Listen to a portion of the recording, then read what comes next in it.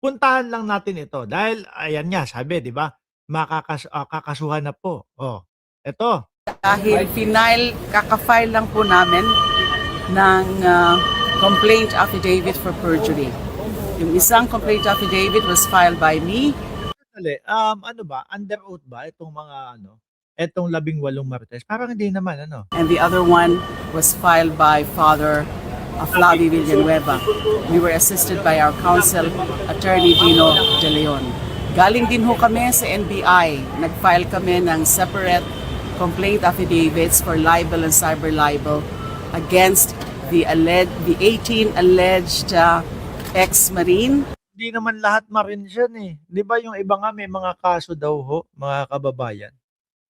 Hindi naman lahat Marines ho. Oo. Ayan, sabi hindi lang si PBBM kasama na si Trump, Netanyahu involved sa mga maleta. Sabi ni Sir Raul Balan. Oh. And Attorney Levy Baligon. Dito naman po sa final namin sa DOJ, which is the perjury complaint, this is filed against the 18 alleged ex-Marines only. Dahil nga po, yung 18 alleged ex-Marines only ang merong sinubmit na sworn affidavit kung saan nakasaad ang mga kasinungalingan. Yung tungkol po sa akin, yung di umano'y ay tumanggap ako ng pera na nakalagay doon. Isa daw po ako doon sa mga ilang mga congressmen na inahatiran o binibigyan ng mali-maletang pera worth 30 or 50, 30 to 50 to 70 million. And yun daw po ay tinanggap ko sa pagkatapos po ng meeting, alleged meeting doon kay kasama si General Anyo, former Congressman Saldico, and former Speaker Pero ano, in fairness, yung ano, 18 marites, ano sila, consistent sila.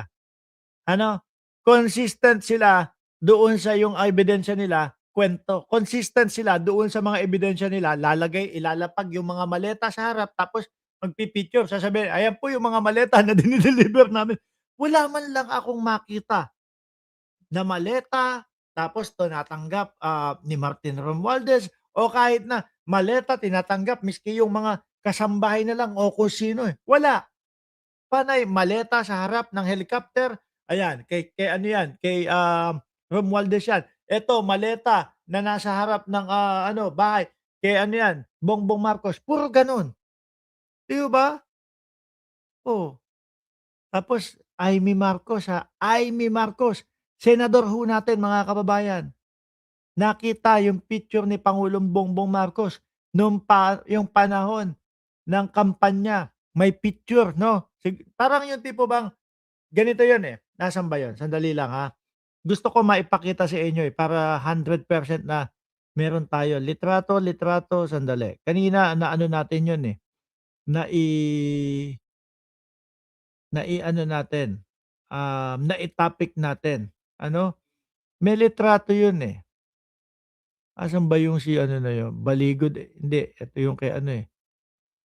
PBBM, Senator Getback, Cayetano, Marites, ito yata yun eh. No, yung picture na, basta mamaya na, naipakita ko doon sa unang vlog ko.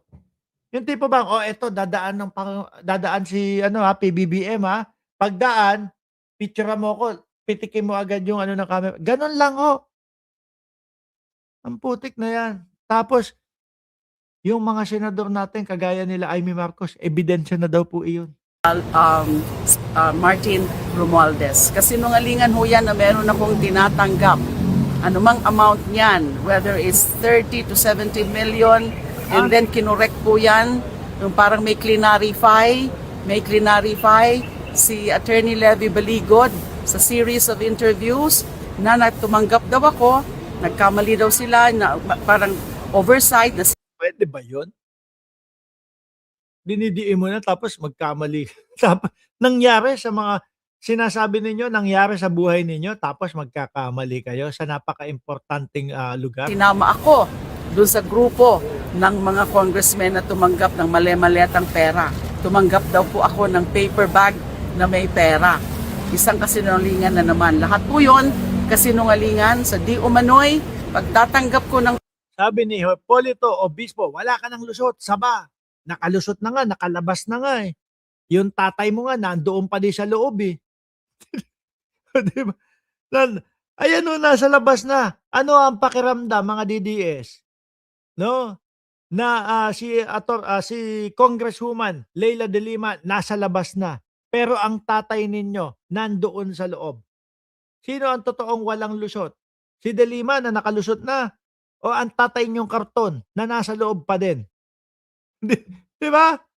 Ang hihina talaga ng mga utak nito mga DDS na ito. Oh. pera saan man yan linagay, sa maleta, sa paper bag, o anumang container. So since these are untruthful statements made in their affidavit, sworn affidavit, yung pinagsamang sinumpaang salaysay, signed and executed by these 18 alleged ex-Marines, ay nagpasya po ako na mag-file ng complaint affidavit for perjury kasi nga ako kasinungalingan, para ilito ang mga tao, para siraan na naman ang aking pangalan na ginawa na nila dati yan. Malamang itong mga ito, itong 18 Marites, taguan to mga pagkatapos po, mga bossing. Pagka binitawan na yan, yung mga kung sino man ang mga handler nila, kawawa yung mga yan, oo. Iiwanan sa area yan.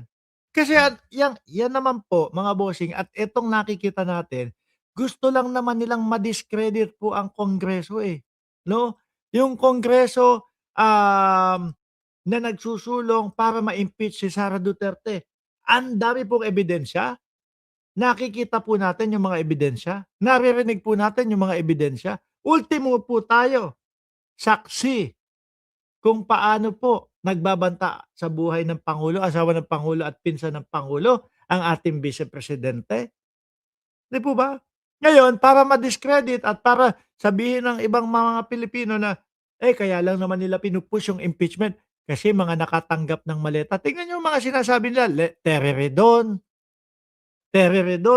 Paduano, yung mga congressman na nagsulong ng impeachment. Leila de Lima, yan lang ho yan, mga bossing. Yang kagaguhan nila Marcoleta, Alan Peter Cayetano, diyan sa Senado, yun lang po yun. Ako naniniwala ko, parte iyan, no, ng show para gumaan yung pagtingin ng tao sa impeachment kay Sara Duterte. No? Ulitin ko mga kababayan ha, parte ito, o yan, political demolition job para i-discredit yung Kongreso, no, na nagsulong ng impeachment kay Sara Duterte para isipin ng mamamayang Pilipino, lahat pala ng mga congressman na nagsusulong ng impeachment nakatanggap, kaya naman pala